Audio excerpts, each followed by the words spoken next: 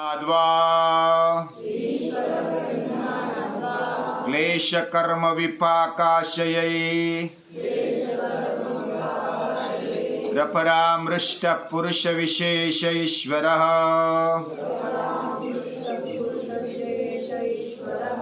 तत्र निरतिशयं सर्वज्ञ बीजम् तत्र निरतिशयं सर्वज्ञ बीजम्।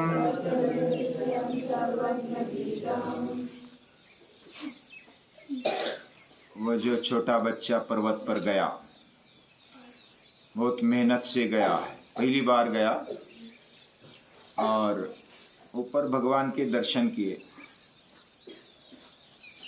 ईश्वर क्या है उसकी चर्चा की। हमारे मन में भी शंका होती है, ईश्वर है क्या नहीं है, भगवान है क्या नहीं है तो दिखाई क्यों नहीं देता है, कैसी उसकी निर्मिति हुई। सभी को भगवान ने निर्माण किया तो भगवान को किसने निर्माण किया। ऐसे अलग अलग प्रश्न हमारे मन में आते हैं, आना भी चाहिए, क्योंकि हमें बुद्धि मिली है और उसका उपयोग हमें करना ही चाहिए। बिना उसका उपयोग किए हम मनुष्य नहीं है। मनुष्य का विशेषत्व भी यही है कि वह अपने दिए हुए इंद्रियों का उपयोग करे, सही उपयोग करे। बहुत सारी बातें हमें मिलती है, या तो कई कंपनियां प्रोडक्ट निर्माण करती है, ये प्रोडक्ट विशिष्ट हेतु के लिए निर्माण किया गया है। जैसे चप्पल या तो बूट निर्माण किया,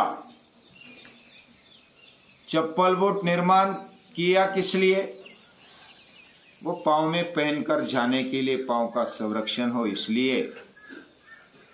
लेकिन उस चप्पल या तो बूट का किसी ने माथे पर रखने के लिए उपयोग किया तो कंपनी वाले क्या बोलेंगे, अपनी अपनी बुद्धि उपयोग करना है। कोई किसी को मारने के लिए करता है तो उसको क्या बोलेगी कंपनी, कंपनी का उसमें कोई दोष नहीं। उन्होंने कुछ हेतु रख करके उसका निर्माण किया है। जैसे भगवान ने हमें बुद्धि दी है, उसका उपयोग हम सही भी कर सकते हैं, गलत भी कर सकते हैं। ये हमारे हाथ में दिया है, ये स्वातंत्र भी हमारे हाथ में दिया है। तो भगवान ने बुद्धि दी है, अच्छी ही क्यों ना दी, क्यों नहीं दी, ऐसा लगता है। हमें मन दिया, अच्छा ही विचार क्यों नहीं करता है, गलत विचार भी आ जाता है। लेकिन ये गलत विचार है, ये समझने की बुद्धि भी हमें दी है। और अगर ये स्वातंत्र हमें नहीं होता तो हम गुलाम जैसे ही रहते। प्राणियों को स्वातंत्र नहीं है, पशुओं को, पंछियों को स्वातंत्र नहीं है विशिष्ट बुद्धि का उपयोग करने का। हजारों साल पहले शेर या तो पंछी जैसे रहते थे, आज भी वैसे ही रहते हैं, वही घोंसला बनाते हैं। शेर वही गुफा में रहता है, हजारों साल पहले भी वैसा ही था, आज भी वैसा ही है, और आगे हजारों साल बाद भी वैसा ही रहेगा। उसको अलग सी बुद्धि निर्माण नहीं दी है, उसको की नहीं है। लेकिन मनुष्य हजारों साल पहले झुपड़ी में रहता था, गुफा में रहता था, आज बंगले में रहता है, कल आकाश में भी रहेगा, दूसरे ग्रह पर भी जाएगा। उसकी बुद्धि की छलांग है। हालांकि बुद्धि हमें मिली है, ये उपयोग करने के लिए मिली है, सही उपयोग उसका हो तो प्रश्न पूछना ये बहुत अच्छी बात है। लेकिन प्रश्न पूछना या तो तर्क करना, ये अगर गलत रास्ते पर जाता है या तो कुतर्क होता है तो ये अच्छी बात नहीं है, हमारे जीवन विकास के लिए अच्छी बात नहीं है। तो ईश्वर के बारे में, भगवान के बारे में अलग अलग प्रश्न पूछने लगे, और प्रश्न के जवाब जो उसमें सीनियर था वो देने लगा कि ये भगवान जो है ना, ईश्वर जो है सभी का स्वामी है, वह स्वयंभू है, उसको किसी ने निर्माण नहीं किया, वो स्वयंभू यानी कि स्वतः निर्माण हो गया है। वो निर्माण हुआ है ऐसा भी नहीं बोल सकते, वो हमेशा है, अनादिकाल से, हमें पता नहीं, और कब तक रहेगा ये भी पता नहीं, अनंत है। उसका अंत हमें दिखाई देता नहीं, उसका आदि हमें दिखाई देता नहीं। वो अनादि है, अनंत है। और कितनी भी बुद्धि लगाओ, बुद्धि के वो परे है। ईश्वर की संकल्पना ये बुद्धि के उस पार है। फिर वो बच्चा पूछता है कि उसको फिर कैसे पहचाने। हमारी बुद्धि भी लगाना, एक तरफ कहते बुद्धि लगाओ, दूसरी तरफ कहते बुद्धि के उस पार है, तो कैसे बुद्धि वहां तक जाए। लेकिन जैसे हमें अगर किसी मंजिल पर चढ़ना है तो सीढ़ी से हम जाते हैं आगे, और सीढ़ी से जाते तो फिर उस पार दिखता है।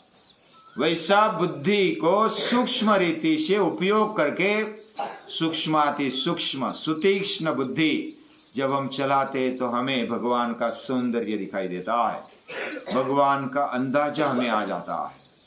हमारी बुद्धि कितनी बौनी है ये समझ में आ जाता है।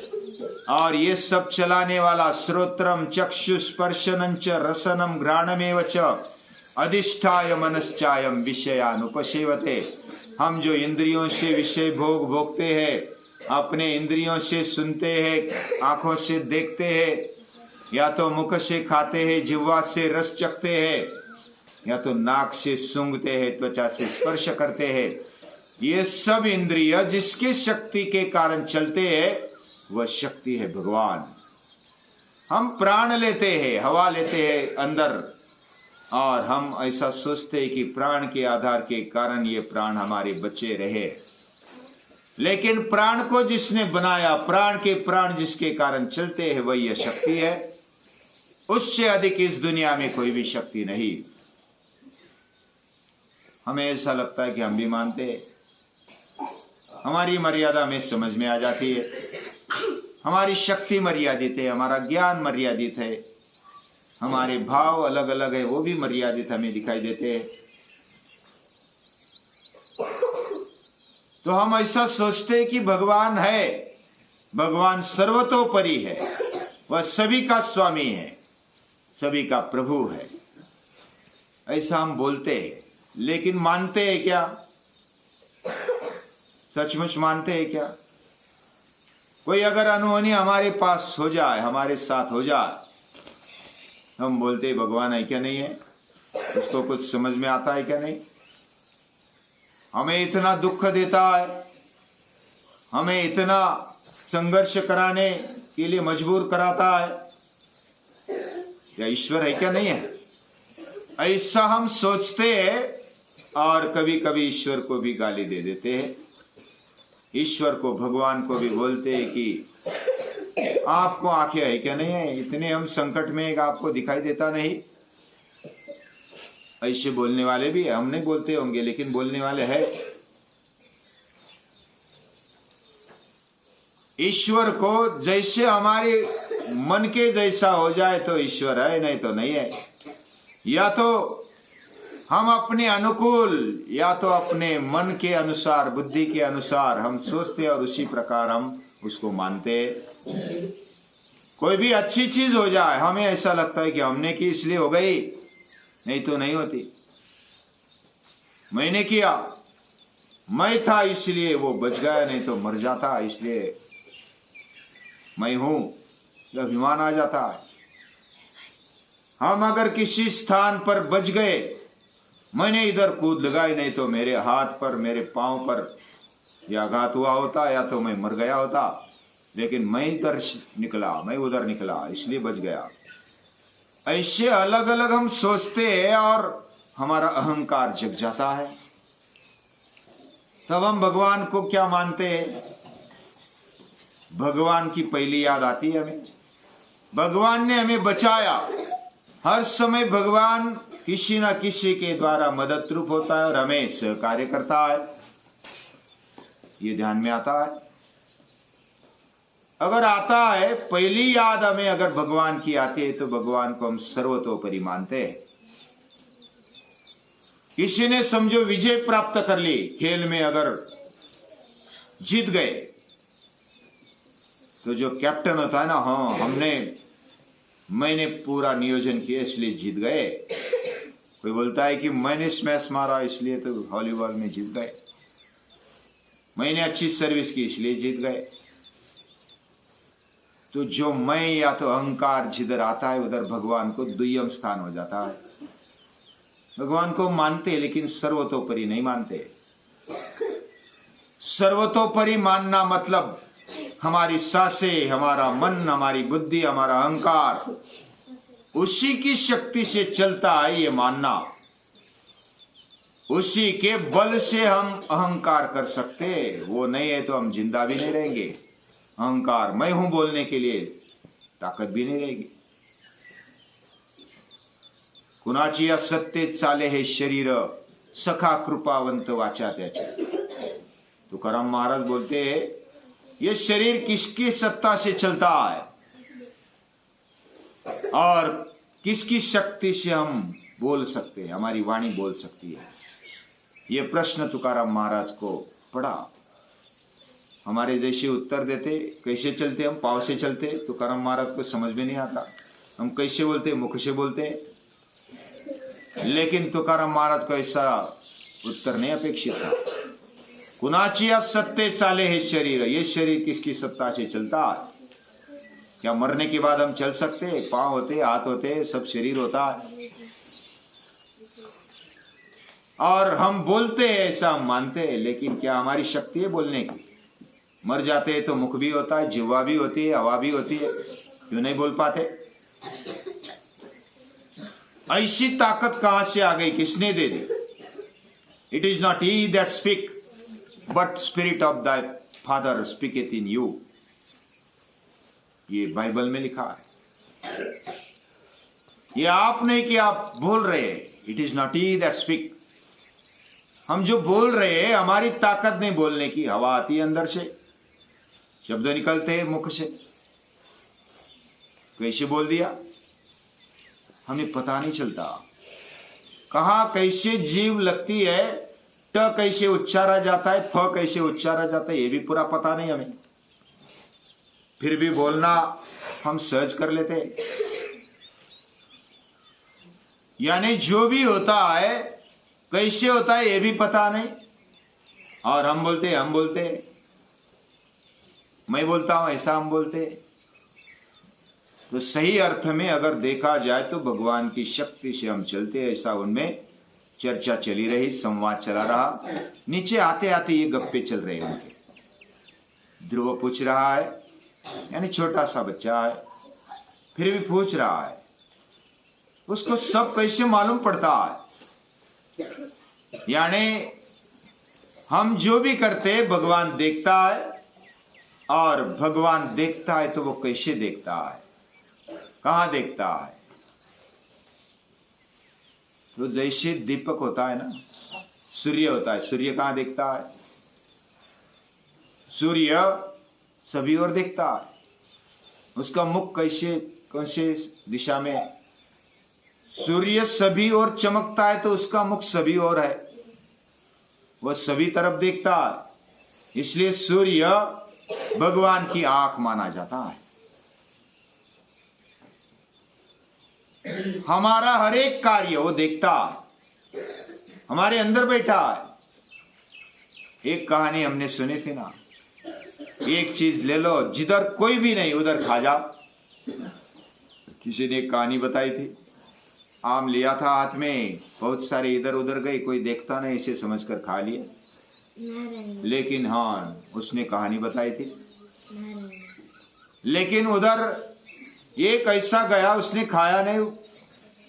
टीचर ने पूछा क्यों नहीं खाया? वो बोलता कि मैं तो देख रहा हूं, मेरे अंदर जो शक्ति वो तो देख रही है, कोई देख ही नहीं रहा। ऐसा तो नहीं होता। भगवान हमें हमेशा देखते, नींद में देखते, जागते हुए देखते, जिधर भी जाते, अकेले जाते तो भी देखते। सभी जगह पर देखने वाले वो है, सुनने वाले वो है। हमारा सब कुछ, हर एक कृत्य सुनने वाले, देखने वाले, साक्षी वो है। ऐसे भगवान कैसे है, क्या है, वो सर्वज्ञ कैसे है, सभी का बीज है, सभी का उगम स्थान है, ऐसे वो बाकी सीनियर मित्र बोलते हैं।